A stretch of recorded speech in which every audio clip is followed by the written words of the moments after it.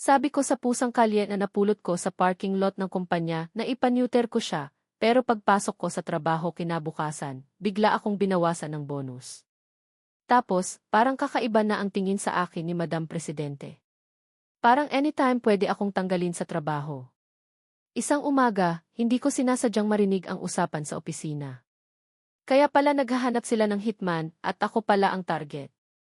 Isang empleyadong lampa na nakatingin sa isang Madam Presidente na mayabang at matigas ang ulo. Napansin ko na may pagkakahawig sila ng pusang kalye na napulot ko. 3 araw bago ang uwian, magdadrive na sana ako pa uwi nang mapansin ko sa gulong sa likod ng kotse ko na may pusang kulay kaliko na nagtatago. Nakatitig sa akin ang mga mata niya na bilog na bilog. Biglang lumambot ang puso ko. Binuhat ko yung pusa mula sa ilalim ng kotse. Sabi nila, ang pusang kaliko daw ay si Marian Rivera ng mga pusa. Swerte daw ako pag nakita ko yun. Kinuha ko yung pusa at pinasakay ko sa kotse. Sabi ko, uwi na tayo sa kuya. May masarap na pagkain si kuya. Parang may mali. Parang nang aakit ako ng batang babae. Tiningnan ko yung upuan sa tabi ko, kung saan nakaupo yung pusa. Tama nga ako, sa mga mata niyang parang perlas, nakita ko ang 3 parte ng pagkadisgusto, 3 parte ng pag-iingat, at 4 na parte ng galit. Naisip ko, ang dami palang drama ng pusang to, parang naiintindihan niya ang sinasabi ko. Dahil maraming germs ang pusang kalye, naisipan kong dalhin siya sa vet para mabakunahan. Pumunta ako sa vet clinic malapit sa amin. Nakangiting nagpakilala ang doktor ng mga serbisyo nila, hindi lang pagpapaligo, check-up, at pag-aayos ng buhok, kundi pati pagpapabakuna. Mayroon din silang murang package deal, kasama na ang pagpapakapon. Hindi man para sa akin ang kapon, kinabahan pa rin ako nang marinig ko yun. Tiningnan ko yung pusa sa tabi ko. Nung binabanggit pa lang yung ibang serbisyo, kalmado pa siya. Pero nung narinig niya ang salitang kapon, bigla siyang nagwala. Sumisigaw siya at kumakagat. Ganon na lang kalakas ang pagtutol niya. Napatawa ako. Siguro naiintindihan nga ng pusang to ang ibig sabihin ng kapon. Dahil tutol siya, sinabi ko sa doktor na wag na lang kapunin. Kung malusog siya, baka magkaanak pa siya ng magagandang kuting. Matapos kong sabihin ang mga serbisyo, binigay sa akin ng doktor ang form na kailangan kong sagutan. Isip ako ng pangalan. Nag-isip ako at sinulat ko ang muning. Alam na agad na pangalan ng pusa. Ang galing ko talaga magpangalan. Proud akong tiningnan yung pusa nang itulak siya sa examining room. Pero bigla akong napakurap. Bakit parang bad trip ang itsura ng pusa? Nang matapos ang lahat, bumili ako ng mamahaling cat food. Binuhat ko yung pusa pa uwi. Pagbukas ko ng cat food, biglang kumalat ang amoy. Siguradong hindi pa nakakatikim ng ganitong kasarap na pagkain ang pusang kalye na to, nilagyan ko ng maraming pagkain ang bowl niya. Sabi ko, sige na muning, kumain ka na. Gutom ka na siguro. Pero inamoy lang ng pusang kulay kaliko ang pagkain. Nakatingin siya sa akin na parang constipated, na parang sinasabi, kain ba to? Pero dahil gusto kong kumain siya, kinain niya ang isang piraso, pero dinura niya agad. Nagdura pa siya ng 2 beses, tapos pumunta sa bintana. Nakita kong ayaw niya sa cat food. Napakamot din ako sa ulo ko. Hindi kaya niya gusto. Di ba pusang kalye siya? Bakit ang arte niya? Biglang may kumatok sa pinto. Pagbukas ko, yung waiter pala mula sa restaurant sa baba. May dala siyang take-out na pagkain. Ganyan ako araw-araw pagkatapos ng trabaho. Ipapahanda ko ang pagkain ko sa restaurant. Pagkaalis ng waiter, naghugas ako ng kamay at kakain na. Bigla akong nakakita ng eksena. Inagaw ng pusang kaliko ang hapagkainan. Kumakain siya ng sweet and sour pork ribs. Isang piraso ng ribs, isang kutsarang sabaw ng isda, at hindi rin nakakalimutan ang gulay para sa vitamins. Sumigaw ako. Bumaba ka nga dyan. Kakain ka pa sa table. Tapos, tiningnan ko yung hapagkainan. Ang gulo. Sumakit ang puso ko.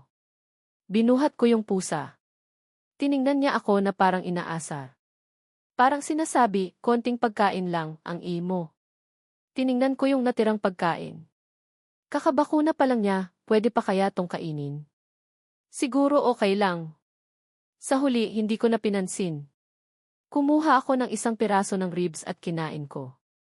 Hindi ko alam pero namula ang mukha ng pusa. Parang nahihiya sa tinatawag nilang indirect kiss. Kumain ako ng ilang piraso nang biglang tumunog ang cellphone ko. Sinagot ko. Umiiyak ang kasamahan ko na si Boknoy. Pereng Andre, ito na ang chance mo. Malaking balita. Nawawala daw si Madam Presidente Liwayway makaraig natin. Naiinis ako. Sabi ko, tumawag ka lang para sabihin yan.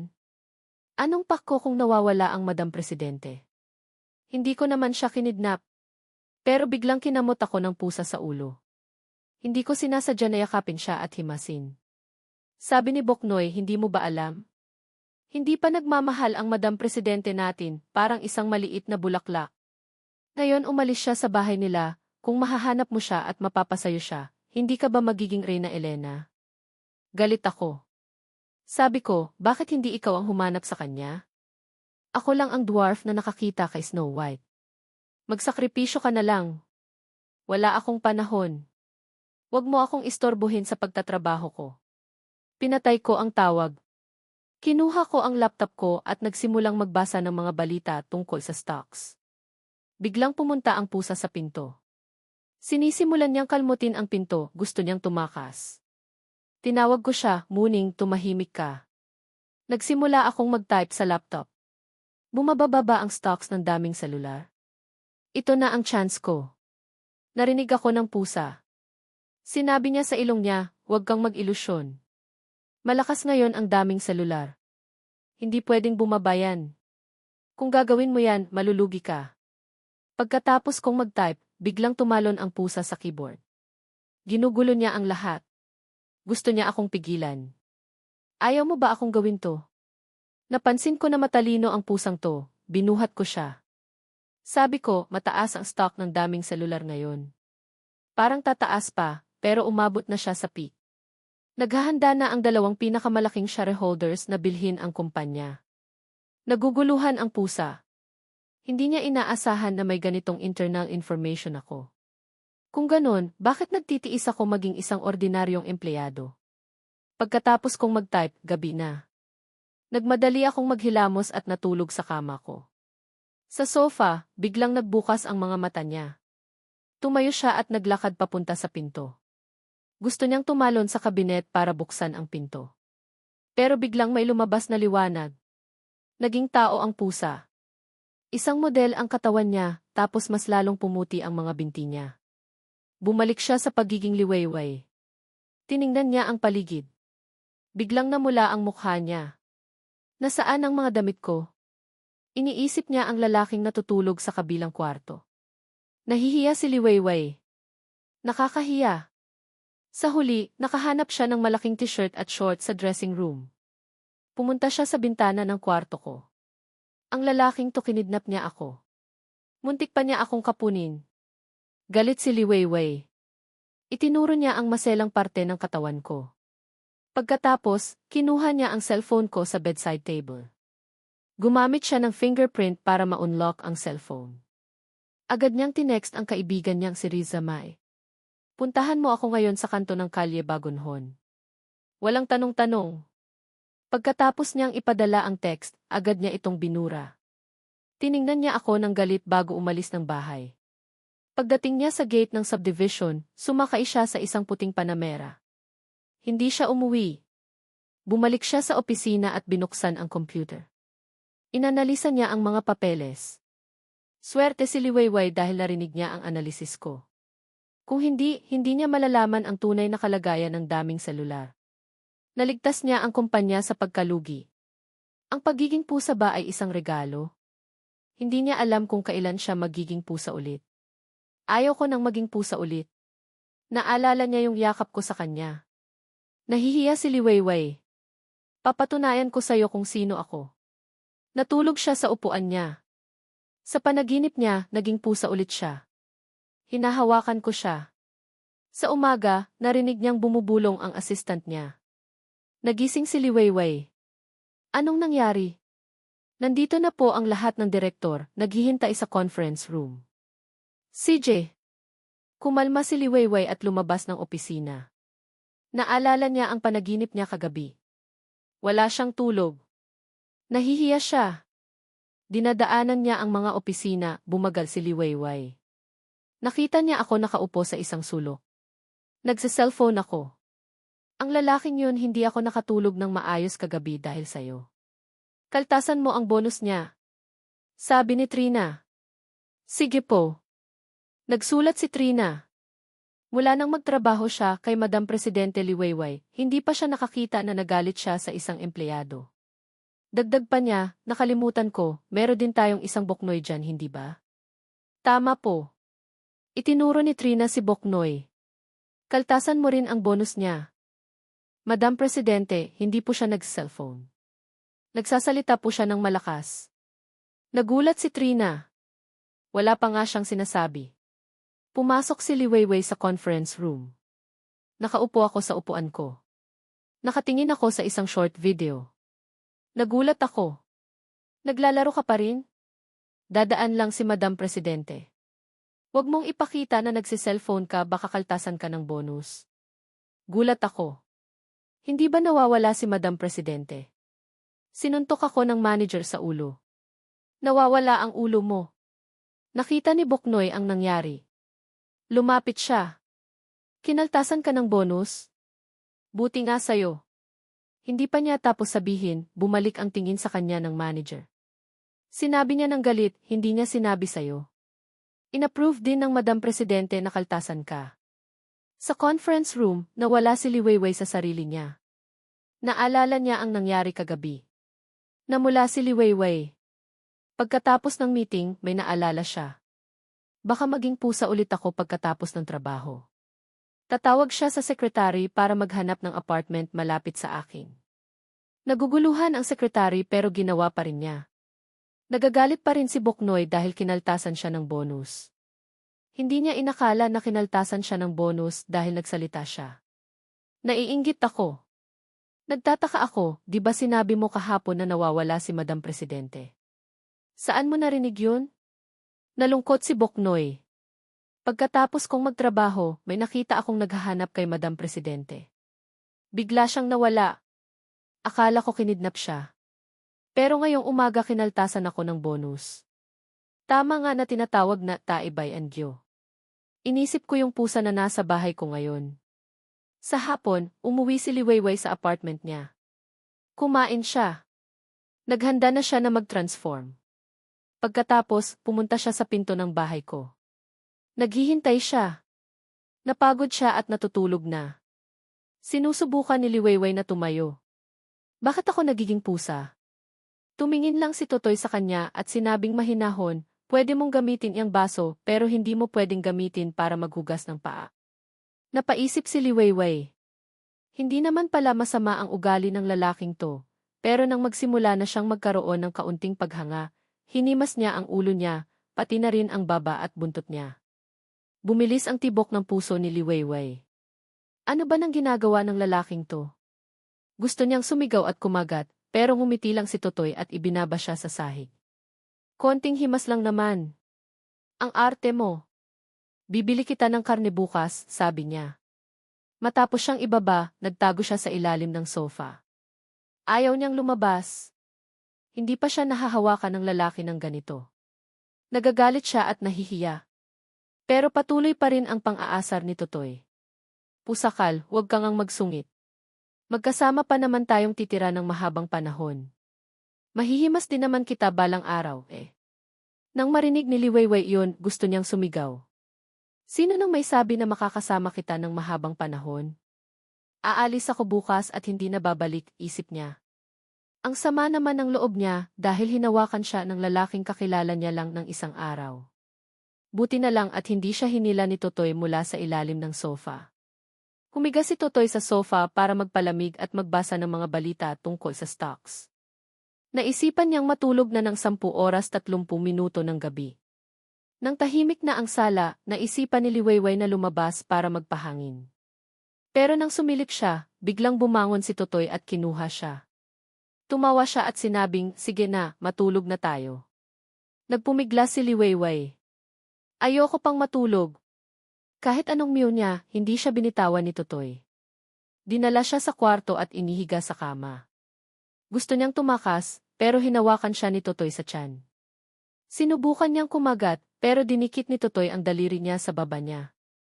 Hinimas-himas niya iyon. Naging komportable siya.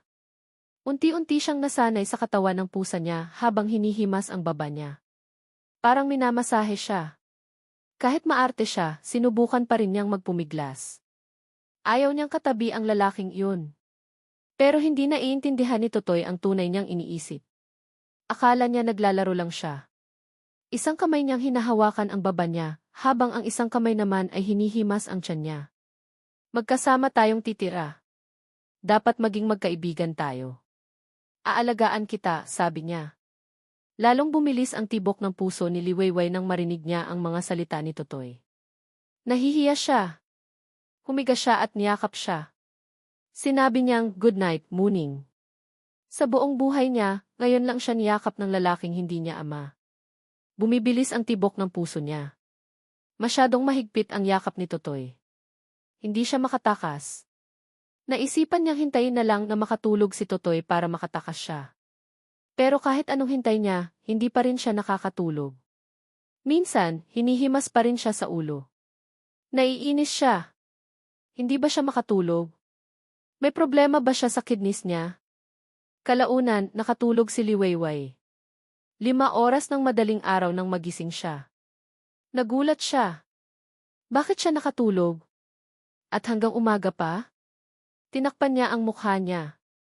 Wait, hindi naman ganyan kumilos ang pusa. 3 segundo siyang nag-isip. Tiningnan niya ang sarili niya at napansin niyang bumalik na siya sa pagiging tao. Tuyo ang bedsheet. Malamig ang hangin.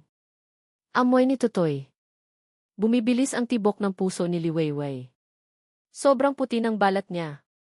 Namumula siya dahil nahihiya. President siya ng kumpanyang may milyon-milyong ari-arian. Marami na siyang pinagdaanan. Sinubukan niyang pakalmahin ang sarili niya. First time lang naman to na nakatulog ako sa lalaki. Okay lang yun. Dahan-dahan siyang gumalaw. Tahimik siyang tumayo. 2 beses na siyang nagiging pusa, kaya alam na niya kung paano gumalaw ng tahimik.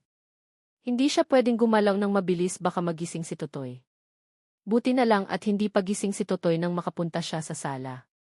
Kinuha niya ang damit niya sa balkonahe at nagbihis para hindi siya mahalata. Lumabas na siya. Nang buksan niya ang pinto, nakita niya ang saya sa mukha niya. Nakatakas din. Pero kailangan pa rin niyang bumalik para isauli ang damit niya para hindi siya paghinalaan.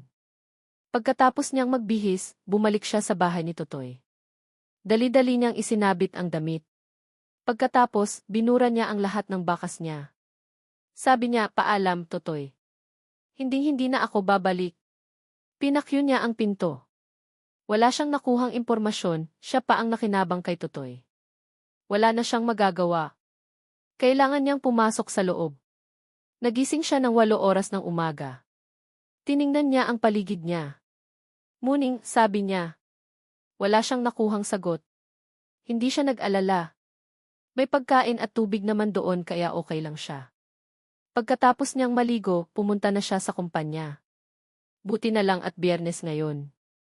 Malapit na ang weekend. Sa opisina ng president, uminom si Liwayway ng tubig. Naalala niya yung pag-inom niya sa baso ni Totoy. Naiinis siya.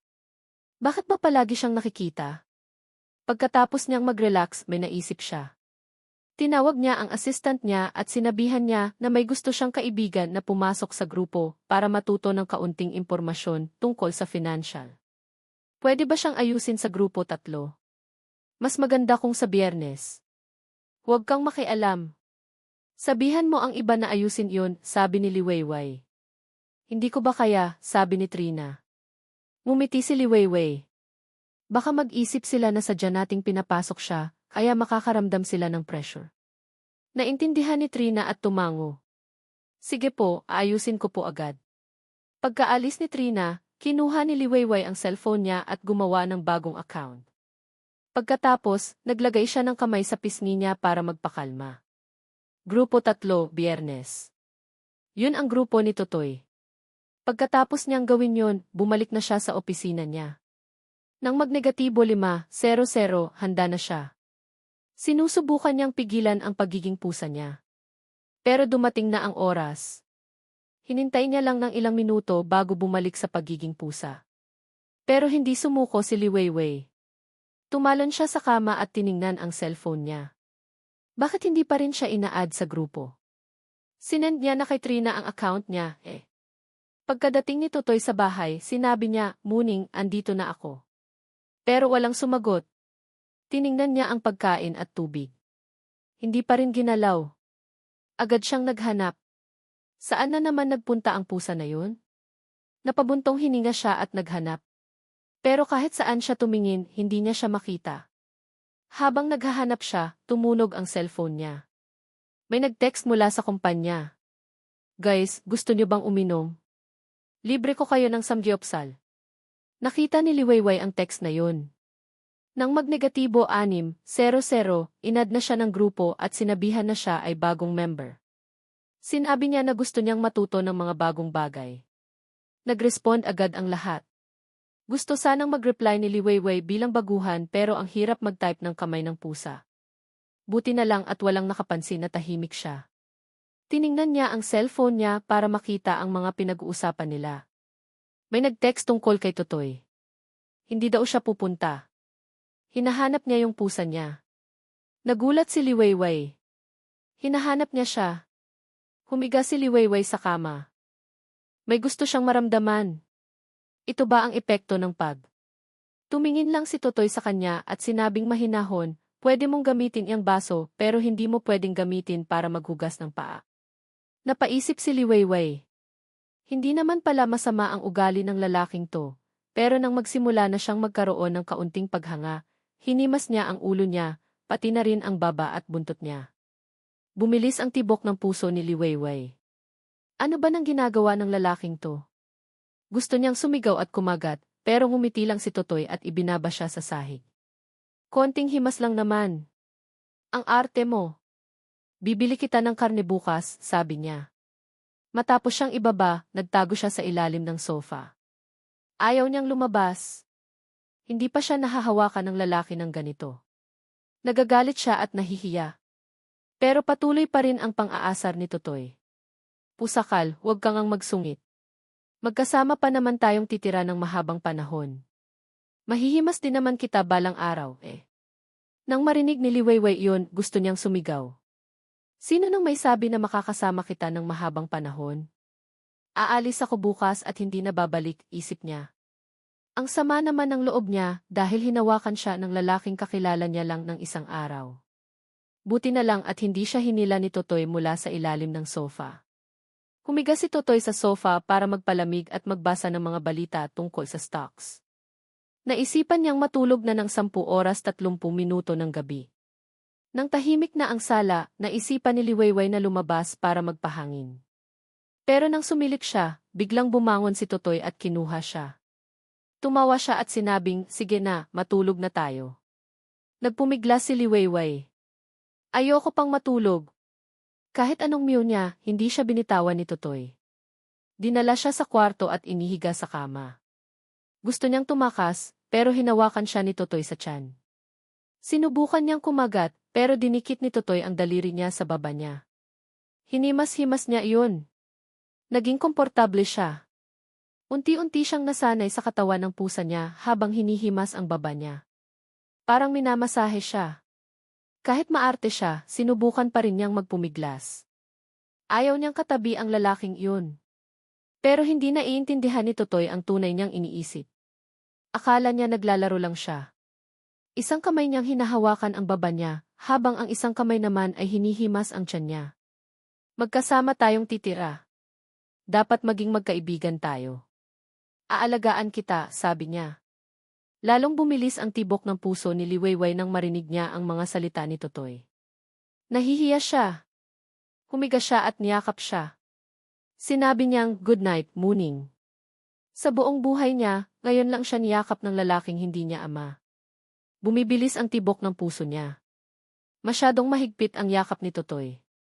Hindi siya makatakas. Naisipan niyang hintayin na lang na makatulog si Totoy para makatakas siya. Pero kahit anong hintay niya, hindi pa rin siya nakakatulog. Minsan, hinihimas pa rin siya sa ulo. Naiinis siya. Hindi ba siya makatulog? May problema ba siya sa kidneys niya? Kalaunan, nakatulog si Liwayway. 5 oras ng madaling araw nang magising siya. Nagulat siya. Bakit siya nakatulog? At hanggang umaga pa? Tinakpan niya ang mukha niya. Wait, hindi naman ganyan kumilos ang pusa. 3 segundo siyang nag-isip. Tiningnan niya ang sarili niya at napansin niyang bumalik na siya sa pagiging tao. Tuyo ang bedsheet. Malamig ang hangin. Amoy ni Totoy. Bumibilis ang tibok ng puso ni Liwayway. Sobrang puti ng balat niya. Namumula siya dahil nahihiya. President siya ng kumpanyang may milyon-milyong ari-arian. Marami na siyang pinagdaanan. Sinubukan niyang pakalmahin ang sarili niya. First time lang naman to na nakatulog ako sa lalaki. Okay lang yun. Dahan-dahan siyang gumalaw. Tahimik siyang tumayo. 2 beses na siyang nagiging pusa, kaya alam na niya kung paano gumalaw ng tahimik. Hindi siya pwedeng gumalaw ng mabilis, baka magising si Totoy. Buti na lang at hindi pagising si Totoy nang makapunta siya sa sala. Kinuha niya ang damit niya sa balkonahe at nagbihis para hindi siya mahalata. Lumabas na siya. Nang buksan niya ang pinto, nakita niya ang saya sa mukha niya. Nakatakas din. Pero kailangan pa rin niyang bumalik para isauli ang damit niya para hindi siya paghinalaan. Pagkatapos niyang magbihis, bumalik siya sa bahay ni Totoy. Dali-dali niyang isinabit ang damit. Pagkatapos, binura niya ang lahat ng bakas niya. Sabi niya, "Paalam, Totoy. Hinding-hindi na ako babalik." Pinakyu niya ang pinto. Wala siyang nakuhang impormasyon, siya pa ang nakinabang kay Totoy. Wala na siyang magagawa. Kailangan niyang pumasok sa loob. Nagising siya ng 8 oras ng umaga. Tiningnan niya ang paligid niya. Muning, sabi niya. Wala siyang nakuhang sagot. Hindi siya nag-alala. May pagkain at tubig naman doon kaya okay lang siya. Pagkatapos niyang maligo, pumunta na siya sa kumpanya. Buti na lang at Biyernes ngayon. Malapit na ang weekend. Sa opisina ng president, uminom si Liwayway ng tubig. Naalala niya yung pag-inom niya sa baso ni Totoy. Naiinis siya. Bakit ba palagi siyang nakikita? Pagkatapos niyang mag-relax, may naisip siya. Tinawag niya ang assistant niya at sinabihan niya na may gusto siyang kaibigan na pumasok sa grupo para matuto ng kaunting impormasyon tungkol sa financial. Pwede ba siyang ayusin sa grupo 3? Mas maganda kung sa Biyernes. Huwag kang makialam. Sabihan mo ang iba na ayusin yun, sabi ni Liwayway. Hindi ko ba kaya, sabi ni Trina. Ngumiti si Liwayway. Baka mag-isip sila na sadya nating pinapasok siya, kaya makakaramdam sila ng pressure. Naintindihan ni Trina at tumango. Sige po, aayusin ko po agad. Pagkaalis ni Trina, kinuha ni Liwayway ang cellphone niya at gumawa ng bagong account. Pagkatapos, naglagay siya ng kamay sa pisngi niya para magpakalma. Grupo 3, Biyernes. Yun ang grupo ni Totoy. Pagkatapos niyang gawin yun, bumalik na siya sa opisina niya. Nang magnegatibo 5-0-0, handa na siya. Sinusubukan niyang pigilan ang pagiging pusa niya. Pero dumating na ang oras. Hinintay niya lang ng ilang minuto bago bumalik sa pagiging pusa. Pero hindi sumuko si Liwayway. Tumalon siya sa kama at tiningnan ang cellphone niya. Bakit hindi pa rin siya ina-add sa grupo? Sinend niya na kay Trina ang account niya, Pagkadating ni Totoy sa bahay, sinabi niya, "Muning, andito na ako." Pero walang sumagot. Tiningnan niya ang pagkain at tubig. Hindi pa rin ginalaw. Agad siyang naghanap. Saan na naman nagpunta ang pusa na yun? Napabuntong hininga siya at naghanap. Pero kahit saan siya tumingin, hindi niya siya makita. Habang naghahanap siya, tumunog ang cellphone niya. May nag-text mula sa kumpanya. "Guys, gusto niyo bang uminom? Libre ko kayo ng samgyupsal." Nakita ni Liwayway ang text na yun. Nang magnegatibo 6-0-0, inad na siya ng grupo at sinabihan na siya ay bagong member. Sinabi niya na gusto niyang matuto ng mga bagong bagay. Nag-respond agad ang lahat. Gusto sanang mag-reply ni Liwayway bilang baguhan pero ang hirap mag-type ng kamay ng pusa. Buti na lang at walang nakapansin na tahimik siya. Tiningnan niya ang cellphone niya para makita ang mga pinag-uusapan nila. May nag-text tungkol kay Totoy. Hindi daw siya pupunta. Hinahanap niya yung pusa niya. Nagulat si Liwayway. Hinahanap niya siya. Humiga si Liwayway sa kama. May gusto siyang maramdaman. Ito ba ang epekto ng paglalambing niya? Kung ganun, hindi siya pwedeng maging pusa. Baka gumastos lang siya. Pero gusto niyang malaman ang impormasyon tungkol sa stocks. Kung hindi siya magiging pusa, paano niya malalaman? Nang magnegatibo 7-0, tinatawagan siya ni Totoy. Hindi niya alam kung sasagutin niya ba. Sinubukan niyang mag-isip. Baka tinatanong niya kung saan ako nakatira tapos sasabihan niya ako na umuwi. Kung hindi ako sasagot, baka mag-alala siya tapos baka bumalik pa siya. Kailangan ko siyang sagutin pero dapat maging kalmado ako. Pagkatapos, tinignan niya yung contact number ni Totoy at nagulat siya. Uy, binago niya yung pangalan ko. Ginawa niyang dimuning 3, nakakahiya. Sinagot niya. Uy, Totoy. Kamusta ka na? Sabi ni Liwayway. Muning, andito ka lang pala sa apartment. Okay lang. Umalis ka kagabi kaya hinanap kita. Nag-alala ako sa iyo. Sorry kung nagalit ako sa iyo. Gusto mo bang kumain? Gutom na ako, sabi ni Totoy. Siguro. Sige, gusto ko, sabi ni Liwayway. Pagkatapos, pinatay niya yung call. Pagtapos niyang sabihin yun, biglang lumambot ang puso niya. Hindi niya maiwasan na kiligin sa lalaking yun. Baka ma-inlove na ako sa kanya. Tapos baka magsama na kami. Gusto niyang tumakas. Hindi naman pwede yun. Kailangan niyang bumalik sa sarili niya. Huwag kang mag-ilusyon, Liwayway. Kailangan kang maging presidente. Kaya mo yan. Huwag mo siyang sagutin. Ayusin mo yung cellphone mo at mag-type ka ng reply. Hindi ganun kumilos ang pusa. Hindi ka pwedeng maging soft. Kailangan mong magpanggap na masungit ka pero dapat cute pa rin, sabi niya sa sarili niya. Nang magnegatibo 7-30, bumaba si Liwayway. Nakita niya si Totoy na naghihintay sa kanto niya. Nung magkalapit sila, tumigil si Totoy. Tinitigan niya si Liwayway. Para hindi siya mahalata, umakting si Liwayway na parang hindi siya nakikita. Pero nang magkalapit na sila, bumisikleta si Totoy para makaalis. Nagulat siya. Ba't hindi siya bumati? Hinila siya. O hinawakan niya? Baka ayaw niya sa akin. Ano ba nang gusto ng lalaking to? Nagalit siya. Bakit pa ba ako pumunta dito? Baka nagbibiro lang siya. Sana hindi na ako pumunta dito. Nagalit ako sa kanya. Sana nasaktan ako ng kaunti tapos may magawa siya. Sana may pakialam siya. Mas lalo siyang nagalit nang malaman niya na hindi niya kayang magalit sa Totoy na yun. Bumalik si Totoy sa bahay at kinain na lang niya yung pagkain niya. Samantala, galit pa rin si Liwayway at hinahawakan ang cellphone niya. Ano bang problema mo? Anong ginagawa mo ngayon? Pinapatay ko siya. Sa inis niya, kinuha niya yung cellphone niya at sinabihan ang lahat ng mga kaibigan niyang may kakayahan na gumawa ng mga problema sa kumpanya ni Totoy. Kaya niya yang sisirain. Pagkaalis ni Liwayway, biglang may nag-text si Liwayway kay Totoy na si Rose. Hindi niya alam kung sino yun. Sinabi niyang, "Uy, Totoy. Hi Rose, to ang daming tao sa kanto kaya hindi kita napansin kanina. Kung gusto mo, pwedeng tayo mag-hangout bukas. Kung okay lang sa iyo, mas maganda kung kasama ka." Biglang umiti si Totoy. Masyado pang maaga. Hindi ko naman pala kayang galitin ang babae. Sorry Liwayway. Sana wag mo akong galitin. Matapos mag-isip ng mahabang panahon, naisip niya. Ano ba ng magandang plano na pwedeng gumawa? Gusto kong bumalik sa kumpanya ni Totoy na hindi siya nalalaman. Kung ganun, may naisip ako. Kailangan niyang isuplong si Totoy na hindi siya nagbabayad ng buwis. Kung hindi ako pumunta sa lugar niya, magagalit pa rin siya.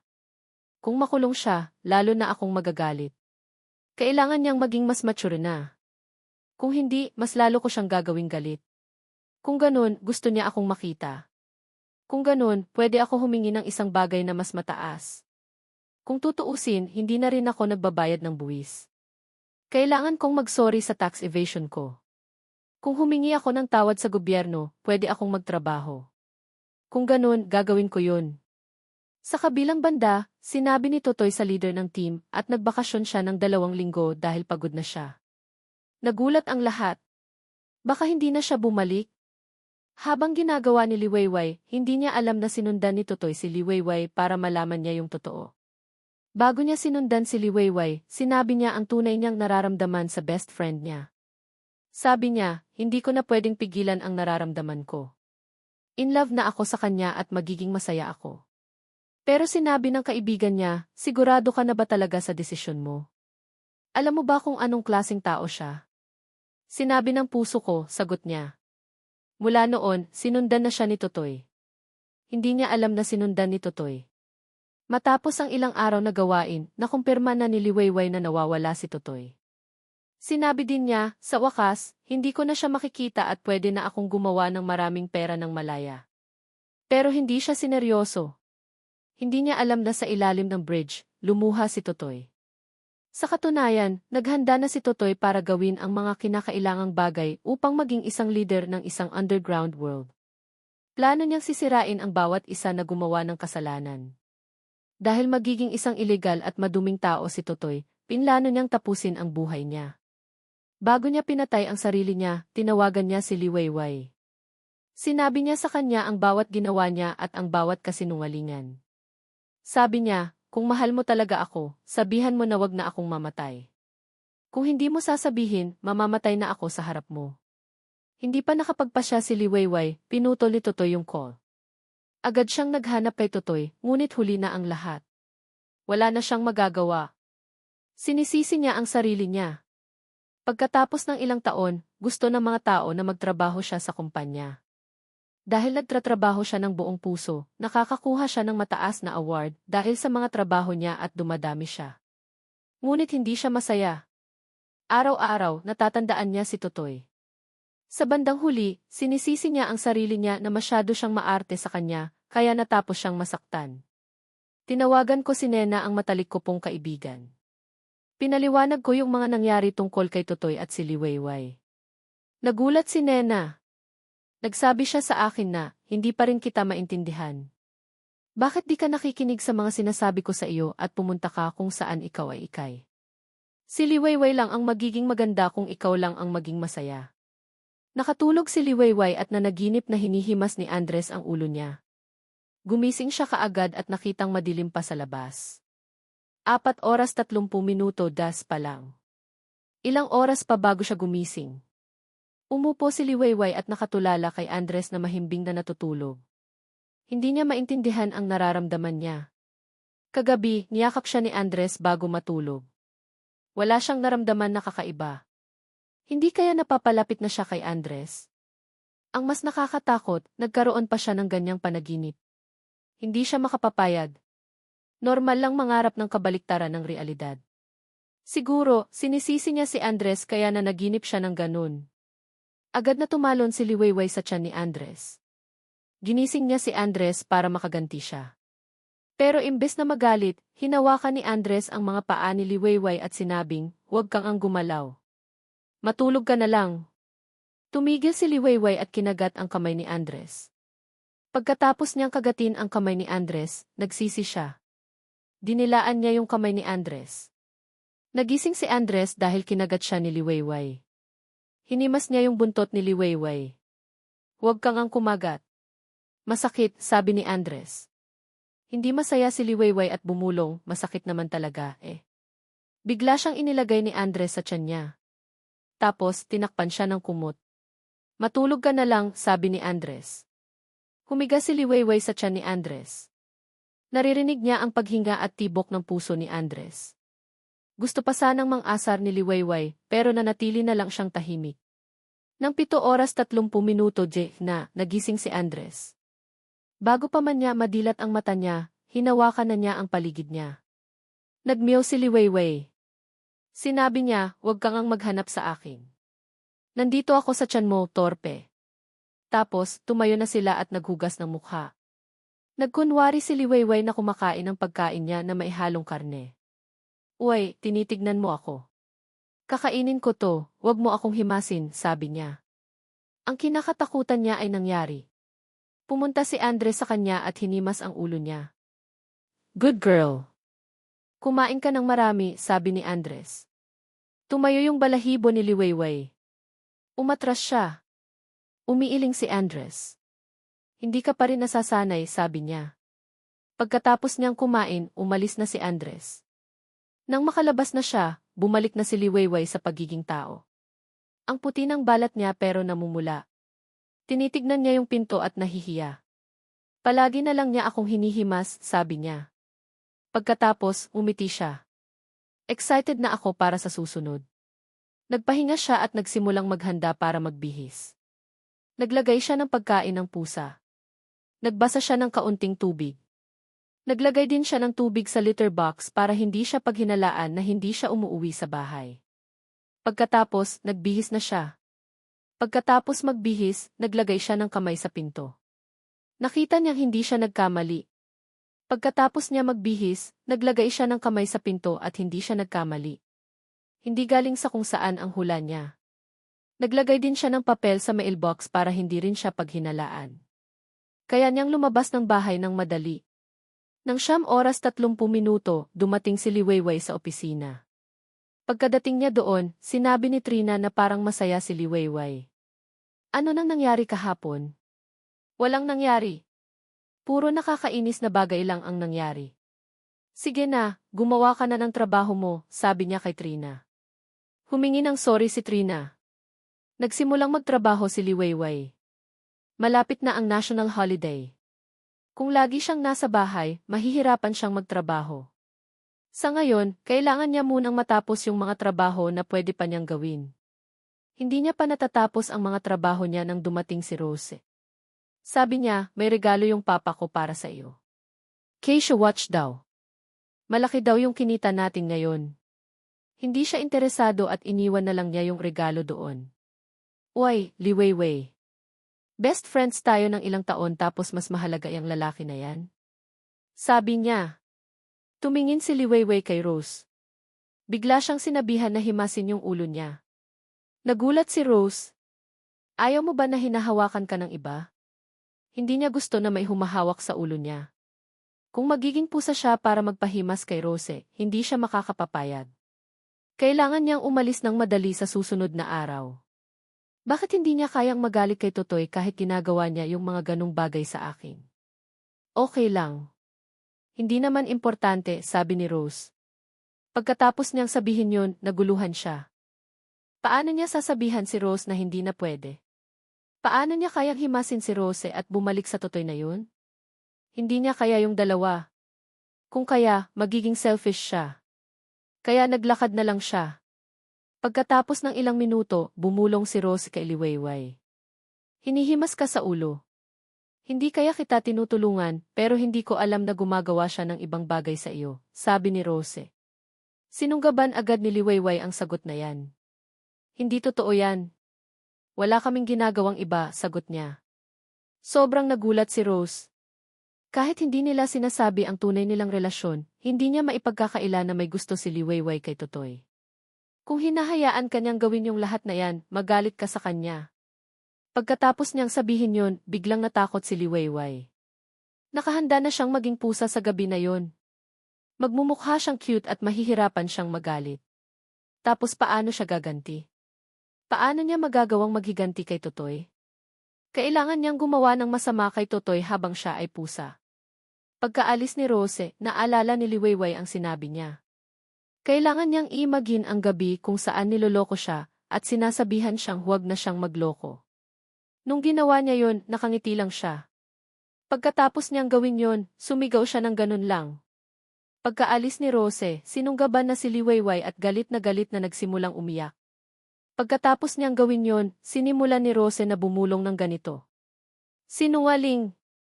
Hindi niya pala kayang magmahal. Hindi niya alam kung ano ang ibig sabihin ng mahal kita.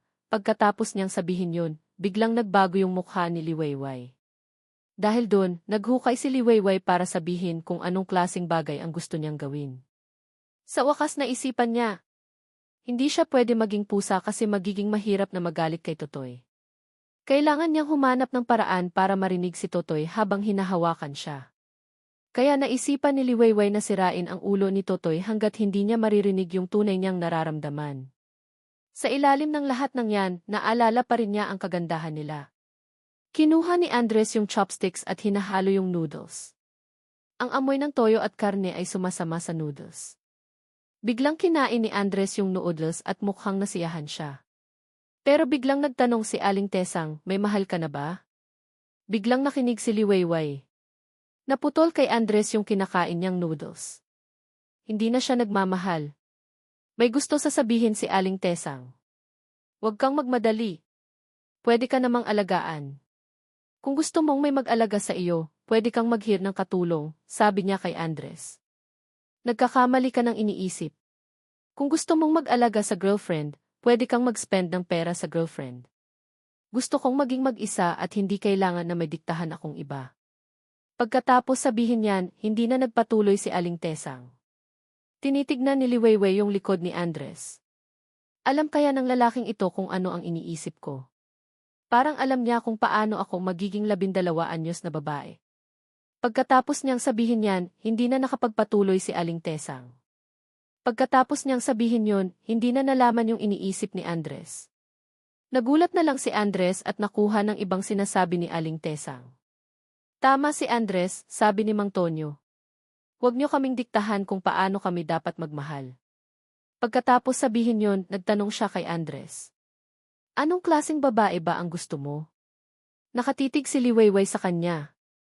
Anong pake ko kung anong klaseng babae ang gusto ng lalaking yan, isip niya. Pero gusto niya pa ring malaman. Gusto ko na katulad ko, gawin niya yung gusto niya at huwag niya pakialaman kung ano ang sasabihin ng iba, sagot ni Andres. Tumigil si Liwayway sa pagsway sa likod ni Andres. Humiga siya sa sahig. Hindi niya alam kung ano ang gagawin. Anong klaseng babae kaya ang gusto ng lalaking yan? Tanong ni Liwayway sa sarili niya. Bigla siyang nagulantang at tumayo yung buhok niya. Humalak-halak siya at umalis sa lugar na yun. Hindi niya alam na magugustuhan ko yun. Agad na napansin ni Aling Tesang yung ginawa.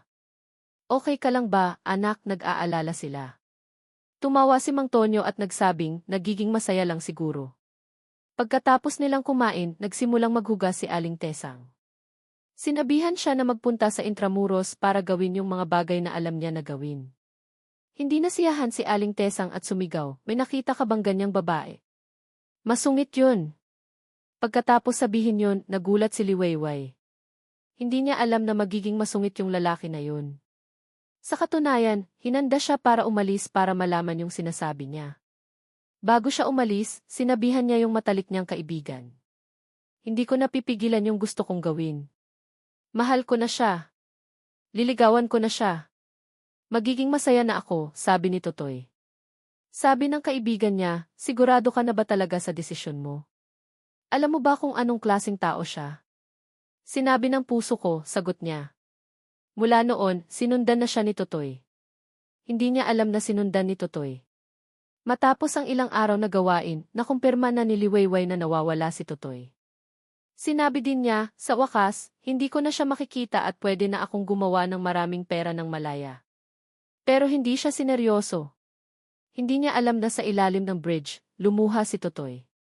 Sa katunayan, naghanda na si Totoy para gawin ang mga kinakailangang bagay upang maging isang leader ng isang underground world. Plano niyang sisirain ang bawat isa na gumawa ng kasalanan. Dahil magiging isang ilegal at maduming tao si Totoy, pinlano niyang tapusin ang buhay niya. Bago niya pinatay ang sarili niya, tinawagan niya si Liwayway.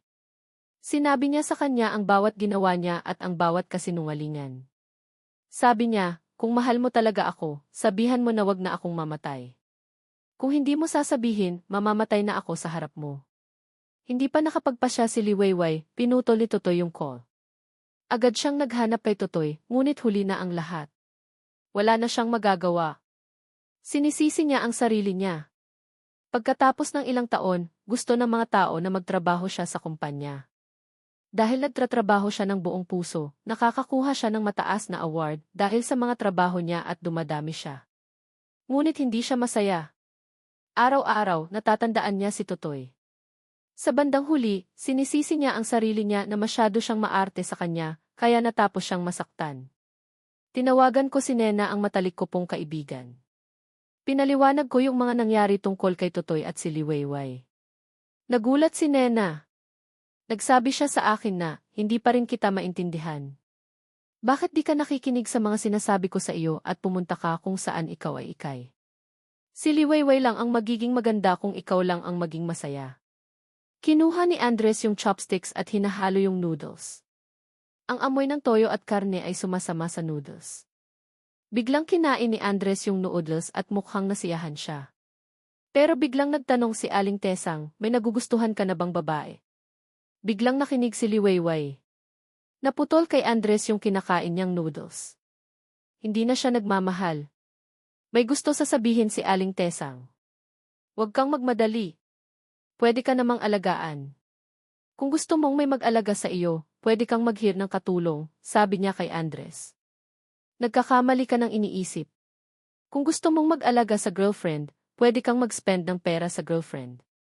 Gusto kong maging mag-isa at hindi kailangan na may diktahan akong iba, sabi ni Andres. Pagkatapos sabihin niyan, hindi na nagpatuloy si Aling Tesang. Tinitignan ni Liwayway yung likod ni Andres. Alam kaya ng lalaking ito kung ano ang iniisip ko. Parang alam niya kung paano ako magiging 12 anyos na babae. Pagkatapos niyang sabihin yan, hindi na nakapagpatuloy si Aling Tesang.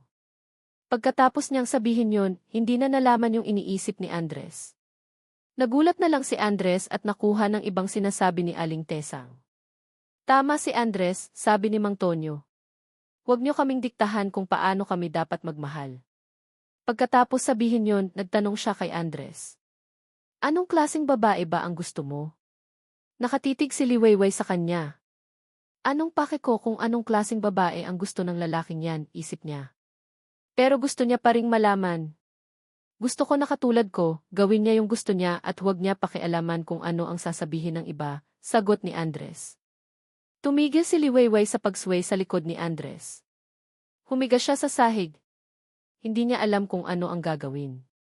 Anong klaseng babae kaya ang gusto ng lalaking yan? Tanong ni Liwayway sa sarili niya. Bigla siyang nagulantang at tumayo yung buhok niya. Humalak-halak siya at umalis sa lugar na yun. Hindi niya alam na magugustuhan ko yun. Agad na napansin ni Aling Tesang yung ginawa.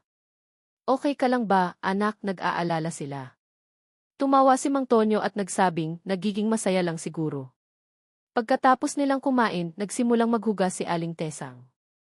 Sinabihan si Mang Tonyo na pumunta sa Intramuros para gawin yung mga bagay na alam niya na gawin. Hindi nasiyahan si Aling Tesang at sumigaw, may nakita ka bang ganyang babae? Masungit yun. Pagkatapos sabihin yun, nagulat si Liwayway. Hindi niya alam na magiging masungit yung lalaki na yun. Sa katunayan, hinanda siya para umalis para malaman yung sinasabi niya. Bago siya umalis, sinabihan niya yung matalik niyang kaibigan. Hindi ko napipigilan yung gusto kong gawin. Mahal ko na siya. Liligawan ko na siya. Magiging masaya na ako, sabi ni Andres. Sabi ng kaibigan niya, sigurado ka na ba talaga sa desisyon mo? Alam mo ba kung anong klaseng tao siya? Sinabi ng puso ko, sagot niya. Mula noon, sinundan na siya ni Totoy. Hindi niya alam na sinundan ni Totoy. Matapos ang ilang araw na gawain, nakumpirma na ni Liwayway na nawawala si Totoy. Sinabi din niya, sa wakas, hindi ko na siya makikita at pwede na akong gumawa ng maraming pera ng malaya. Pero hindi siya sineryoso. Hindi niya alam na sa ilalim ng bridge, lumuha si Totoy. Sa katunayan, naghanda na si Totoy para gawin ang mga kinakailangang bagay upang maging isang leader ng isang underground world. Plano niyang sisirain ang bawat isa na gumawa ng kasalanan. Dahil magiging isang ilegal at maduming tao si Totoy, pinlano niyang tapusin ang buhay niya. Bago niya pinatay ang sarili niya, tinawagan niya si Liwayway. Sinabi niya sa kanya ang bawat ginawa niya at ang bawat kasinungalingan. Sabi niya, kung mahal mo talaga ako, sabihan mo na wag na akong mamatay. Kung hindi mo sasabihin, mamamatay na ako sa harap mo. Hindi pa nakapagpasya si Liwayway, pinutol ni Totoy yung call. Agad siyang naghanap kay Totoy, ngunit huli na ang lahat. Wala na siyang magagawa. Sinisisi niya ang sarili niya. Pagkatapos ng ilang taon, gusto ng mga tao na magtrabaho siya sa kumpanya. Dahil nagtratrabaho siya ng buong puso, nakakakuha siya ng mataas na award dahil sa mga trabaho niya at dumadami siya. Ngunit hindi siya masaya. Araw-araw, natatandaan niya si Totoy. Sa bandang huli, sinisisi niya ang sarili niya na masyado siyang maarte sa kanya, kaya natapos siyang masaktan. Tinawagan ko si Nena, ang matalik ko pong kaibigan. Pinaliwanag ko yung mga nangyari tungkol kay Totoy at si Liwayway. Nagulat si Nena. Nagsabi siya sa akin na, hindi pa rin kita maintindihan. Bakit di ka nakikinig sa mga sinasabi ko sa iyo at pumunta ka kung saan ikaw ay ikay? Si Liwayway lang ang magiging maganda kung ikaw lang ang maging masaya.